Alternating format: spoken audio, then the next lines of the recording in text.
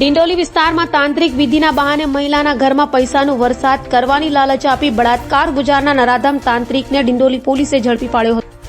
Dindoli police મથકમાં ગત 29 ડિસેમ્બરે મહિલાએ ફરિયાદ નોંધાવી હતી અને જણાવ્યું હતું કે એક તાંત્રિક અહેમદ નૂર પઠાણ તેના ઘરે આવ્યો હતો અને લક્ષ્મીજી આવશે અને ઘરમાં રૂપિયાનો વરસાદ કરશે તેવી લાલચ આપી મહિલા પર દુષ્કર્મ આચર્યું હતું. જે અંગે ડિંડોલી પોલીસે ગુનો નોંધી તપાસ હાથ ધરી નરાધમ તાંત્રિકને અહેમદ નૂરને લીંબાયતમાંથી ઝડપી પાડ્યો હતો.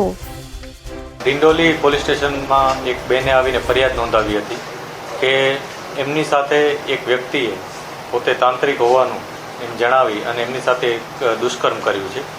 આ બાબતે વધુ પૂછતાછમાં પોલીસને જાણવા મળેલ કે એ બેન પોતાની પડોશીને ત્યાં ગયા હતા અને એમણે કીધું હતું કે એમના પતિનો જે ધંધો છે સરખી રીતના ચાલતો નથી, તેથી એ ધંધામાં પ્રગતિ થાય એ માટે કંઈક મદદ કરવા માટે જણાવ્યું હતું.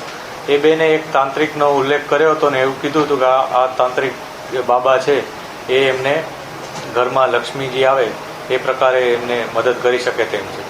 આ વસ્તુના વાતમાં આવી જઈ આ બહેને એ તાંત્રિકનો સંપર્ક કર્યો હતો અને તાંત્રિકે એમને અલગ એક રૂમમાં બોલાવ્યા હતા અને એવું જણાવ્યું હતું કે જો એ બેન સાથે મતલબ આ બંધ રૂમમાં જ આ વિધિ કરવાની છે અને આ વિધિ કર્યા બાદ એમના હાથમાં જે લક્ષ્મી છે એ ખૂબ જ વધી જશે અને એમના ઘરે લક્ષ્મીના દ્વાર ખુલી જશે.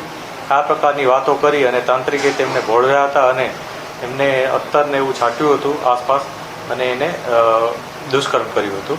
ત્યારબાદ તેમણે પોલીસ સ્ટેશન આવીને આ અંગે ફરિયાદ નોંધાવી હતી. પોલીસે ખૂબ જ ટૂંકા ગાળામાં આરોપીની ધરપકડ કરેલ છે. આરોપીનું નામ અહેમદ નૂર પઠાણ છે અને એ અત્યારે 56 વર્ષનો છે અને લીંબાયતનો રહેવાસી છે.